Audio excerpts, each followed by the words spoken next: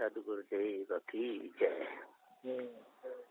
बंदी छोर सदगुरु श्री कबीर साहब जी, मेरे हृदय मंदिर के आराध्य परम पूज्य गुरुदेव जी, पूजा के योग सभी संत समाज, मैं चरण कमलों में सिर झुका के तेरे बार बंदी करता हूँ। बोलिए श्री सदगुरुदेव की जय। बंदी छोर सदगुरु श्री कबीर साहब जी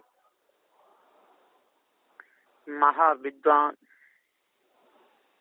धीर वीर गंभीर, मन पर पूरी विजय प्राप्त किए हुए, तन से मन से वचन से कभी किसी का बुरा नहीं सोचे, ऐसे धीर वीर गंभीर संत थे।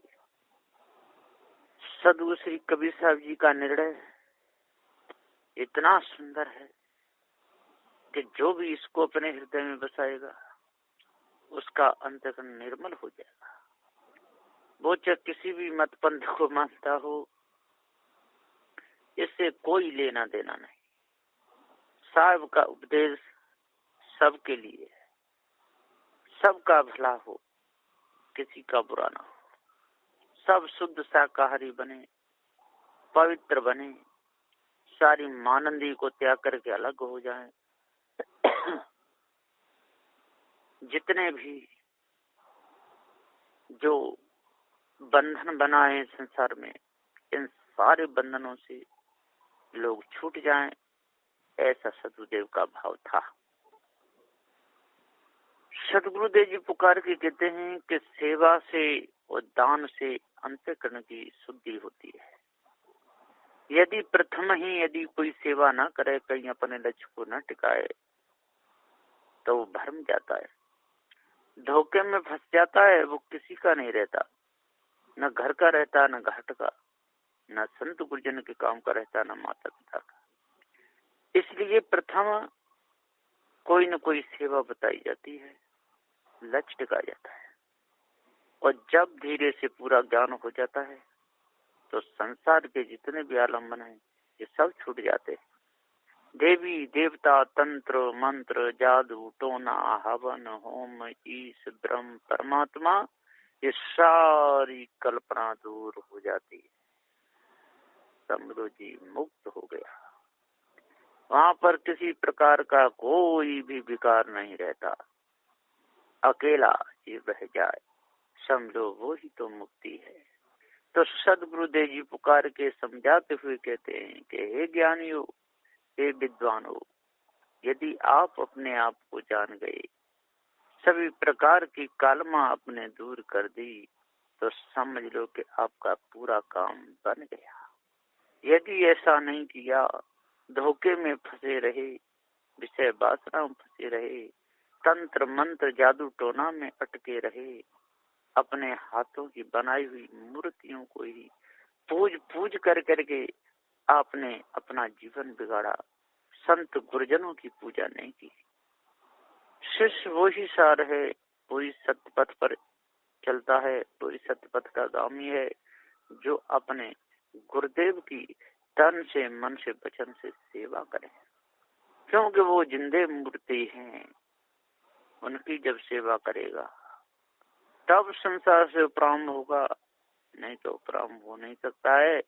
बंधन बहुत बड़ा है, काल का घेरा बहुत बड़ा है। सदगुरुदेव जी पुकार के कहते हैं, इस काल के घेरा से बचने के लिए, इस बंधन से बचने के लिए, मोहमता आसक्ति से बचने के लिए, विषय वासना से बचने के लिए, भूत चूर्ण की कल्पना से बचने के लिए, ईश्वर परमात्मा देवी देवताओं की कल्पना से बचने के लिए एक सार ठिकाना चेतन पूजा है। इसलिए संत गुरुजन समझाते हैं, सत्य का उपदेश देते हैं, साधु संतों के पास में जाकर के उनके निर्मल विचारों को सुन करके, उनके साधना को देख करके स्वयं साधना में आना चाहिए। जब तक हम साधना नहीं करेंगे, जब तक हम धोखे में फंसे रहेंगे, तब तक हम देख देख करके संतों को जलते रहेंगे, कोई लाभ नहीं उठा पाएंगे। संत हैं, अपने अपने हिसाब से सभी ज्ञान देते हैं, साधु साधु सब बड़े, अपने अपने ठोर शब्द वे की पारखी थे माथे की मोर। सदगुरु पारखी श्री कबीर साहब जी ने सबका हित सोचा, सबसे मिलकर रहे, जोगी से, जंगम से, सेबड़ा से, दरवेश से, ब्राह्मण से, छत, सबसे मिलकर के सदगुरु श्री कबीर साहब जी ने पारक सिद्धांत का प्रकाश किया। और आज वर्तमान में जिनको पारक ज्ञान हो गया है, जो पारक ज्ञान को समझ गए, वो कभी धोखे में नहीं फंसते हैं और किसी को फंसाते भी नहीं है। तो सदगुरुदेव जी यहाँ पुकार के समझाते हुए कहते हैं कि हे ज्ञानियों, विद्वानों, आ जाओ, जाग जाओ। विचार फल चार मुक्तियों के प्रलोभन में आप लगे हुए हो, ये सारी मिथ्या कल्पना इसको त्याग दो। अर्थ, धर्म, काम और मोक्ष के पीछे मत पड़ो, क्योंकि बंधन ही बंधन है। सालों के सामने सायुज, इन मुक्तियों के भी पीछे मत पड़ो, ये भी सब बंधन है। अष्ट सिद्धि, अड़मा, महिमा, गरिमा, लघिमा, प्राप्ति, प्राकाम, सिद्ध प्रसिद्ध, इनके भी पीछे मत पड़ो। और पदम, महापदम, शंख, मकर, कच्छ, मुकुंद, कुंड, नीरव, खरब, इसके भी पीछे मत पड़ो। और त्रयातक साधना के पीछे मत पड़ो। सन्मुखी सन्मुखी मुद्रा, शांभवी, पूर्वोदनी, आत्म बुद्धि, इनके पीछे मत पड़ो। सदूद, खेचरी, भूचरी, चाचरी, अगोचरी, सर्वसाक्षणी, ये तन की है। और सन्मुखी, अनुमन्नी, शांभवी, पूर्वोदनी, आत्म बुद्धि, ये सब ब्रह्मांड की हैं। तो सदगुरुदेव जी कहते हैं कि न तन की मुद्राओं के पीछे पड़ो, न ब्रह्मांड की मुद्राओं के पीछे पड़ो, न तन की वायु के पीछे पड़ो, न ब्रह्मांड की वायु के पीछे पड़ो। हे भाई, आप तो अजर अमर अखंड नित्य स्वयं स्वरूप हो। आपके ऊपर कोई ऐसी महादिव्य शक्ति नहीं है जो आपको नष्ट कर सके, क्योंकि ये जीव अमर है, अखंड है। इसको पृथ्वी दबा नहीं सकती, जल इसको गला नहीं सकता, वायु इसे जला नहीं, अग्नि से जला नहीं सकती, वायु से सुखा नहीं सकती। आकाश के कोई अणु परमाणु तृष्णु है नहीं, आकाश आने जाने की जगह है, अवकाश है। इसलिए भाइयों, अपने आप को जान लो। अपने आप को आप जान जाओगे जिस दिन, उस दिन आपके हृदय की कालमा सारी निकल जाएगी, आप शुद्ध रूप में और मनुष्य बन जाओगे। सदगुरुदेव जी पुकार के समझाते हुए कहते हैं कि कौन खुशी है मार काट से, हमको देव बताई रे। खून बहाता है दुनिया में, शांति कहाँ से पाई रे। कौन सुखी है क्या दुनिया? जो खून बहाने वाला, काटने पीटने वाला कैसे सुखी हो सकता है? सुख नाम की वहाँ कोई चीज नहीं, दुख ही दुख है। दुख में व्याकुल सब संसारा, भटक रहा है मारा मारा। सारे संसार के लोग दुख में व्याकुल है, मारे मारे डूब रहे हैं। और तीर्थ बार बार गंगा सागर एक बार। ने एक बार एक स्वामी जी से पूछा, स्वामी जी ऐसा क्यों कहते हैं कि और तीर्थ बार बार गंगा सागर एक बार? उन्होंने कहा कि गंगा सागर जाने में बड़ी कठिनाई पड़ती है, वहाँ पर बहुत गंदगी है, एक बार यदि चला गया दोबारा कोई जाने का मन ही नहीं करेगा। इसलिए ये कहना बच लिया है कि और तीर्थ बार बार गंगा सागर एक बार। सदगुरुदेव जी पुकार के समझाते हुए कहते हैं कि हे ज्ञानियों, विद्वानों, 4 वेद 6 7 18 प्राणों की ज्ञाता हो, जपी तभी सन्यासियों, आप लोगों का मेल सदगुरु श्री कबीर साहब से अलग नहीं था। सदगुरु श्री कबीर साहब जी ने सत्य का उपदेश दिया। सदगुरु श्री कबीर साहब जी 4 वेद 6 7 18 प्राणों के अच्छे विद्वान थे, आस्तिक संत थे, नास्तिक नहीं। लेकिन लोग उनको नास्तिक बताते हैं, ये बहुत बड़ी भूल है, क्योंकि उन्होंने चेतन पूजा को बताया, जड़मानंद में जीव को फंसाया न भस्म किया। अपनी अपनी युक्ति के अनुसार सभी महापुरुषों ने प्रचार किया, प्रकाश किया। सदगुरु श्री कबीर साहब की जो युक्ति है, विस्तार है, शुद्ध है, पवित्र है, निर्मल है, निदाग है, इसमें किसी भी प्रकार का कोई भी विकार नहीं है। तो हे ज्ञानियों, आज यदि आप लोगों को पारक ज्ञान हो गया और सामवेद, यजुर्वेद, अथर्ववेद, ऋग्वेद की वाणी समझ में आ गई, तो समझ लो कि जीवन धन्य हो जाएगा। मीमांसा, शीर्षक, न्याय, पतंजलि, सांख्य और वेदांत, ये जो शास्त्र हैं इनके ज्ञाता जैमिनी, क्रांति, गौतम, शेष, कपिल और व्यास हैं। ये सब अपनी अपनी मानंदी के अनुसार चले। आज वर्तमान में संत गुरुजन सत्य पथ पर चल रहे हैं, सत्यगामी हैं, अपने अपने मत पंथों के अनुसार सारे के सारे प्रचार कर रहे हैं। यहाँ पर पारखी संत भी सत्य का, न्याय निर्णय का उपदेश देते रहे हैं, क्योंकि साधु श्री कबीर साहब जी का जो उपदेश है वो जड़ चेतन का निर्णय है। इस ब्रह्म परमात्मा का यह पर्दाफाश है। यहाँ पर किसी प्रकार की कोई भी ढोंगबाजी नहीं रखी गई। यहाँ से तो शुद्ध साफ पवित्र शाकाहार भोजन पाने के लिए आदेश दिया जाता है, और सुबह नहा करके धो करके बढ़िया तरह पवित्र भाव से सत्संग करने का, या संध्या पाठ करो, या बीजक का पाठ करो, वैराग का पाठ करो, जड़ चेतन भेद प्रकाश का पाठ करो, षट ग्रंथि, पंच ग्रंथि, इनका पाठ पठन यदि करते रहोगे तो संत गुरुजनों का जो सत्य का जो उपदेश है वो आपके अंदर बना रहेगा। यदि पाठ पठन नहीं करोगे, सत्संग नहीं करोगे, मन में नाना प्रकार के विकार चलते रहेंगे, मन में नाना प्रकार की आंधी उठती रहेगी।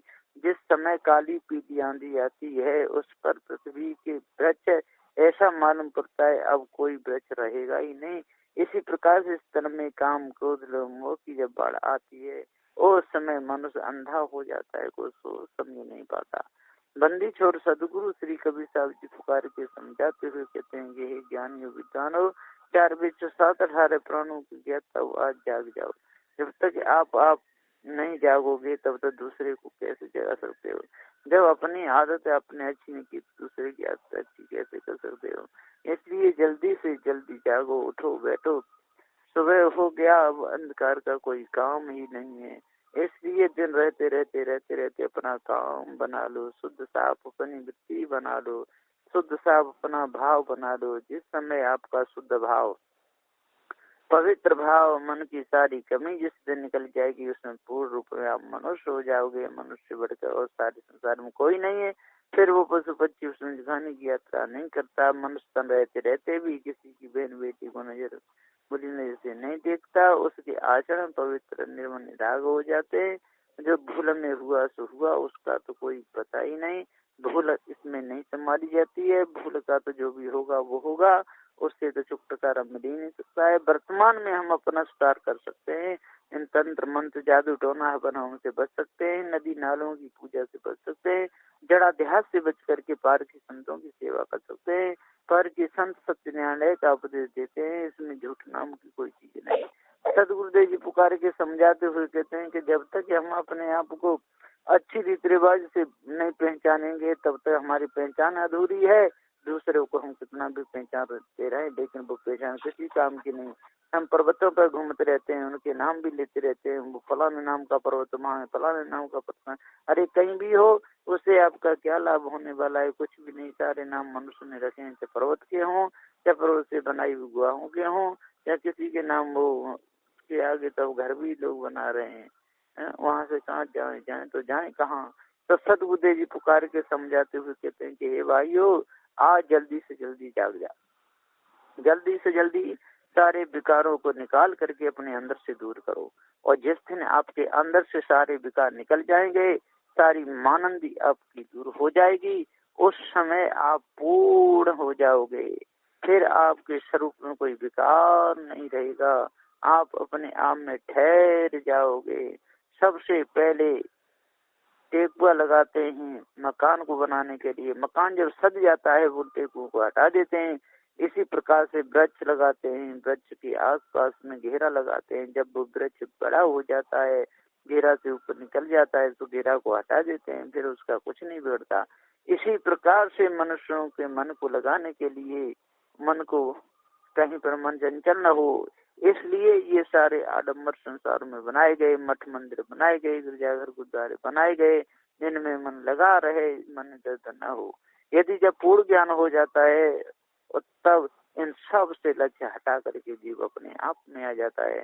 तो बंदिश और सदगुरु श्री कबीर साहब जी पुकार के समझाते हुए कहते हैं, यदि आज भी आप नहीं जाग पाए, आज भी यदि सोते रहे, तो फिर कब जगोगे, जगने का कहाँ ठिकाना है।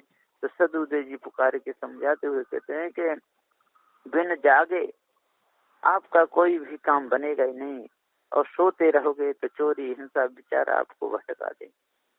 ये सारे आपके अंदर जितने भी संसार के दुर्गुण हैं सब आ जाएंगे। कालमा दिन दूनी रात चौगनी जमती ही चली जाएगी, विकार आपके अंदर से दूर हो ही नहीं सकते।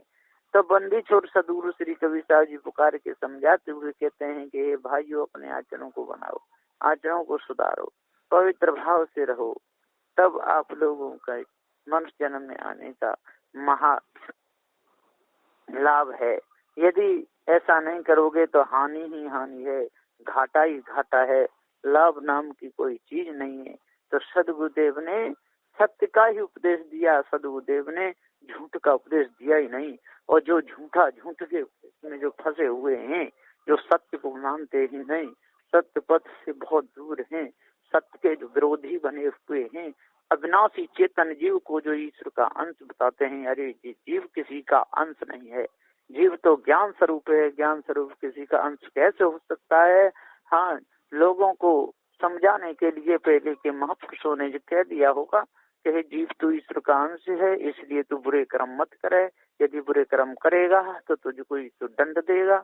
इसलिए समझाने के लिए कुछ भी कह दिया हो वो विषय अलग है, लेकिन जीव ज्ञान स्वरूप है, जीव के ऊपर कोई ईश्वर परमात्मा नहीं है, जीव का ज्ञान का संबंध है, न जीव को ज्ञान कभी कहीं से मिला है और न मिलेगा।